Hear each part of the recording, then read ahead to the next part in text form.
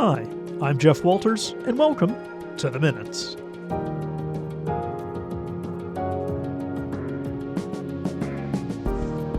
And thanks for listening today. It's great to have you along on The Minutes for the week of June the 2nd, 2025. This is a City of Thunder Bay podcast. The Minutes takes a look at what happened at Thunder Bay City Council this past week. You can find The Minutes wherever you get your podcasts, including our YouTube channel and our website, thunderbay.ca/theminutes. If you want to keep your finger on the pulse of what's happening at City Hall, just hit that subscribe button. On this episode, I'll have a rundown of what happened at Thunder Bay City Council this past week, as well as an interview with Amy Coomes, a project manager with the city. Council got an update on Phase 3 of the city's asset management plan. We'll tell you what that means for infrastructure in Thunder Bay. But first, Council heard a recommendation from the Engineering Division on what type of material and color should be used for tactile walking plates in Thunder Bay. The plates, made out of cast iron, are a natural patina color, and they're placed in sidewalks at intersections. The plates have raised bumps, making it easier for people with a visual impairment to know when they have reached an intersection. Tactile plates are required under the Accessibility for Ontarians with Disabilities Act, or AODA. The standards show that they need to have a high contrast along with a defined height and spacing of the nodes or bumps. Administration looked at 3 types of plates, one being the patina cast iron plate, a yellow cast iron plate, as well as a yellow plastic plate. A study in Toronto found that the cast iron plates, which were patina colored, met the high contrast need and were durable to last through multiple winters. Some communities have plates with a rubberized surface or were made of a polymer plastic, but those tend to get damaged from sidewalk plows. The city tested 3 plates at Junot and Windsor Streets, James Street and Redwood Avenue, as well as Court and Camelot Streets. The plates were painted annually, with photos of them taken twice a year. The report says that every new sidewalk in the city, along with any rebuilt sidewalks, now have the tactile plates, with every sidewalk eventually having the feature. Repainting an intersection on an annual basis is not practical. Members of the city's Accessibility Advisory Committee were informed of the study results in April of this year, and they passed a resolution in support of the findings as well as the recommendation. Included in the resolution was the sweeping of the tactile plates as early as possible in the spring. There is no financial implication with this report. However, it was noted that if the plates were to be painted yellow, annual maintenance would be about $333,000 per year.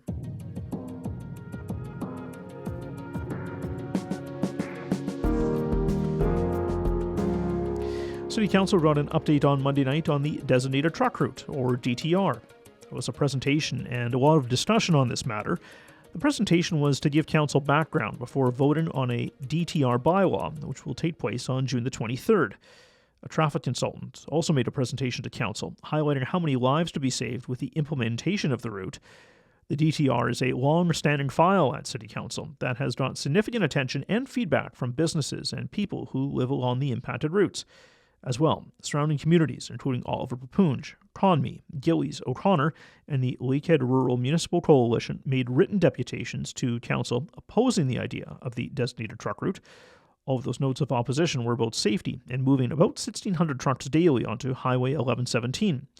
Other deputations in person were from Frank Wilson and Doug Moynihan, as well as Nikos Mantos. They spoke about the DTR and why it is needed to move trucks off of Dawson Road and West Arthur Street onto Highway 1117.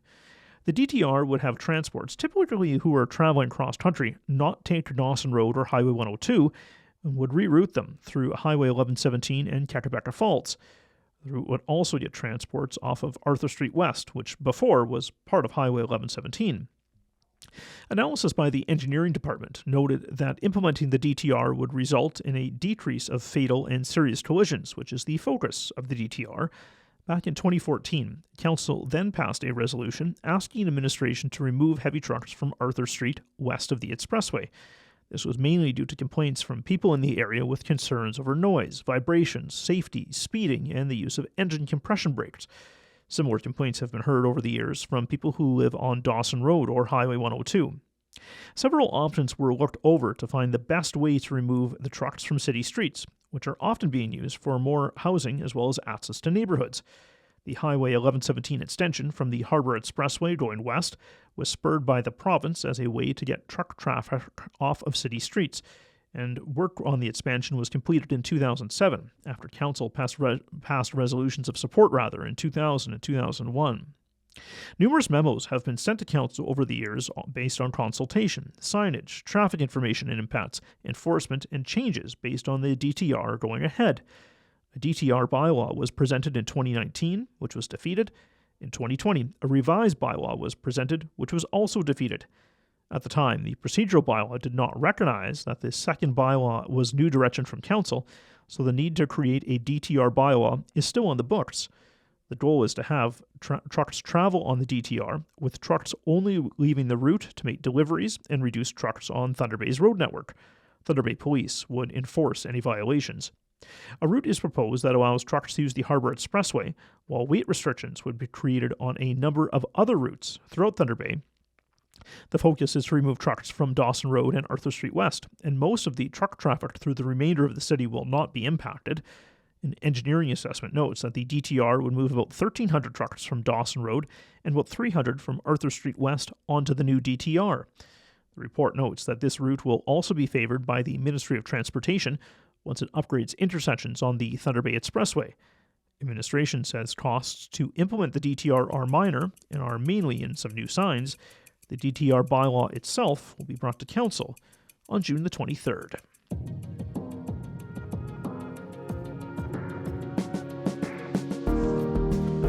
City Council learned about Phase 3 of the Asset Management Plan this week. Overall, the city has a total annual infrastructure deficit of just over $30 million per year. The overall condition of city assets is fair, with about 22% of assets at or near the end of their useful life. The exception is the drinking water system, which is listed as being in good condition and is 100% funded. The goal of the Asset Management Plan is to provide sustainable services and provides a reference for construction, maintenance, rehabilitation, disposal, and replacement of the city's assets based on sound principles and practices. The plan is used for all tangible items with a value of more than $10,000 and a pooled value of $50,000 or greater.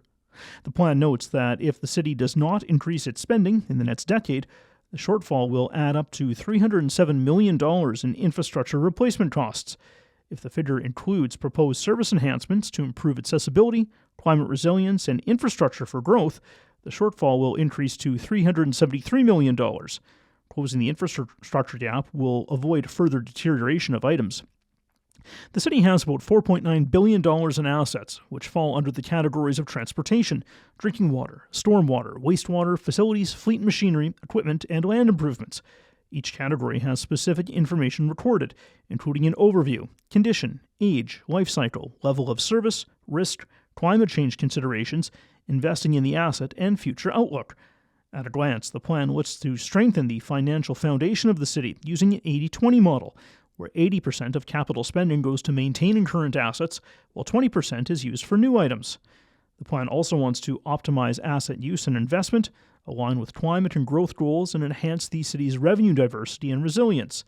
The city's strategy looks to eliminate the infrastructure deficit by between 2064 and 2066. The report notes that community feedback was crucial to creating the asset management plan. While there's no immediate impact on the city's finances when it comes to asset management, the plan does call to increase the amount of capital spending starting in 2028. That year, the base amount will grow by 2%, then 3% in 2029 and 4% from 2030 annually. Overall, a 4% increase in capital spending amounts to a 0.25% increase to the tax levy using 2025 figures. The gradual approach proposed allows the city to balance its infrastructure needs and affordability and to allow growth in the city to catch up with an increased need for spending. Of course, these figures are subject to change.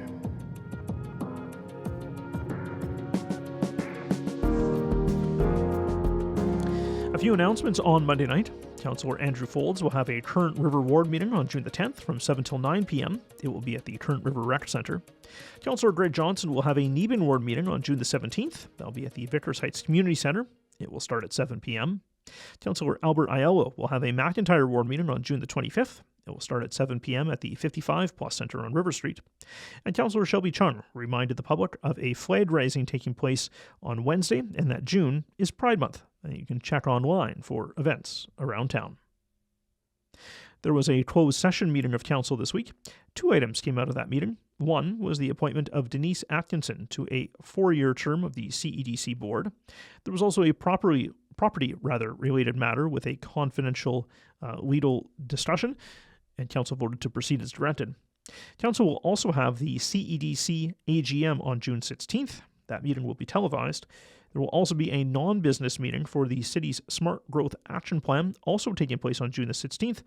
That meeting will also be public and televised as well. City Council approved on Monday night extending the UPass program with the Lakehead University Student Union for another year. Transit has a one-year agreement with the Student Union, with the UPass program in existence for more than 17 years at Lakehead University. The pass makes it cheaper and more convenient for students to take transit, with the goal of having students continue to use transit once they graduate from school. The program allows for all eligible students to take the bus throughout the year, not just the school year. About 4,000 students were part of the program in 2024 and 2025.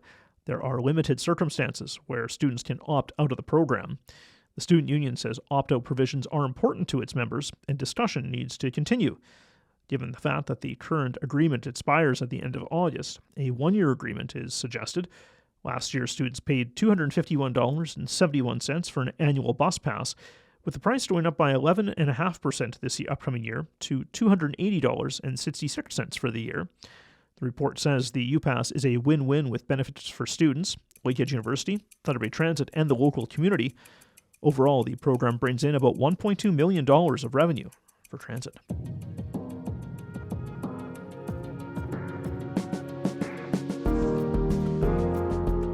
Council heard on Monday night some information it requested last year when it comes to red light cameras. In 2024, Council asked administration to update the 2021 red light camera study to potentially implement the program. The Engineering Division recommends implementing the program to improve road safety, which is a cornerstone of the Transportation Master Plan. The report says that red light cameras have been proven to reduce the number of severe accidents and fatalities at intersections with traffic lights, and that the program is also financially sustainable. Other automated programs that could be of interest to the city include automated speed enforcement and school bus stop arms. These automated programs are projected to generate a significant number of tickets, which should overwhelm the provincial offences or POA court system.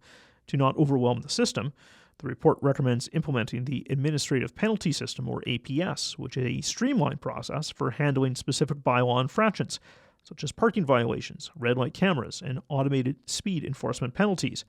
The APS program does not have insurance or demerit points attached to its penalties. They're fines only. This allows disputes to go through an independent review process and not the courts. The report says between 2008 and 2018, there were just under 25,000 vehicle accidents in Thunder Bay, of which about 6,700 were at intersections with traffic lights. Of those, about 1,200 were angle collisions or T-bones, and 3,100 were rear-end collisions. Angle collisions or T-bones are typically more severe than rear-end ones. The report notes that red light cameras have been proven to reduce these types of collisions. The Ministry of Transportation says that 0.8% of all accidents coming from running a red light, that 0.8% of all accidents come from running a red light, but is 26% of all fatal roadway traffic accidents. The red light cameras can bring this figure down by about a quarter. However, the decrease in T-bone collisions may be offset by an increase in rear-end collisions due to the red light cameras, the report says. Rear-end accidents could go up by about 15%. In Ontario, there's a contractor that services red light cameras for the whole province. The photographic evidence that comes from the cameras is completed at what is called the Joint Processing Centre in Toronto. A contract would be needed with the centre, and it's suggested that the summer of 2027 would be a good time to enter into a 5-year contract with a minimum of 10 cameras. A public awareness campaign on running red lights is also a requirement of having the cameras. The overall goal is to reduce the number of people running red lights. Next steps include preparing a business case to look at creating the administrative penalty system for red light violations and updating the business case for the cameras themselves. As well, administration would update the business case for automated speed enforcement based on having APS in place. A timeline for implementation of the automated enforcement would also be included in the future report. A letter of intent to the Ministry of Transportation would be submitted showing the city's interest in the program, while an agreement is needed with the third party to buy and maintain the cameras. The report says it is not intended to be a revenue generation program for the city, with the overall goal being to encourage safe driving and encourage road safety. Administration says it will report back with a business plan as well as a case to bring in the administrative penalty system to support the red light cameras. And finally, at City Council proper, a notice of motion on the Parking Authority financial plan was debated and discussed. The motion brought forward by Councillor Rajni Agrawal is based off of the parking strategy update, which was presented to Council a couple of weeks ago. The notice of motion is needed to make changes to a Council decision that was approved at Committee of the Whole and ratified by City Council. The proposed changes included creating complimentary 4-hour parking with the option to buy another 4 hours at the waterfront and 2-hour complimentary parking with the option to buy another 2 hours at metered spaces throughout Thunder Bay. City administration said in a report in May that this complimentary parking could drive growth in the core areas and would help the public use and enjoy the waterfront. Council voted to make the changes to create the complimentary parking. The changes will take effect immediately. And that's a wrap as to what happened at Council this week. For more information on anything that happens at Council, please visit our website, thunderbay.ca/council.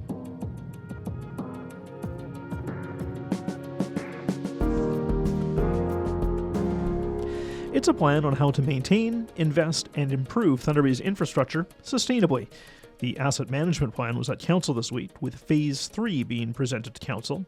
It gives even more detail as to what the city can do in the future to make sure our assets are kept in good shape.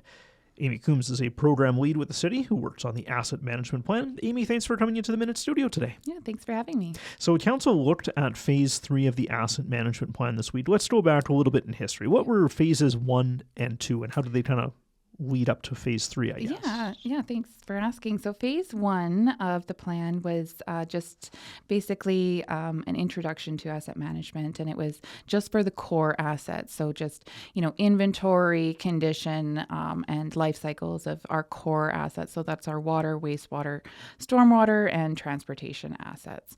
So that was Phase 1 of the plan. Phase 2 of the plan expanded to all of our assets. So our facilities, our fleet, our land improvements, our equipment, everything that we own, and this that was last year of 2024, May 2024, that was approved by Council. And then we get to Phase 3. So how is Phase 3 different than Phase 2? Yeah, thank you. So Phase 3 is our most comprehensive plan to date, and this includes risks and how we're guiding our asset management programs, so our fundamentals, data-driven service levels, smart growth, life cycle cost optimization, risk-based planning, climate resilience, financial sustainability, and continuous improvement. And this plan, it really lays out our investment strategy, our long-term investment strategy for our assets, and how we will be improving our program over time.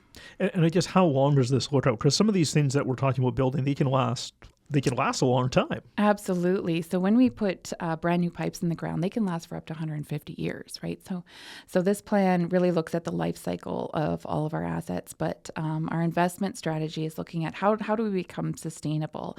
And the investment strategy that we've come up with helps us get to sustainability by around 2064. Sounds like a long time. It is a long time, but we didn't get into a deficit overnight, so we can't get out of a deficit overnight either. Okay, that's fair enough.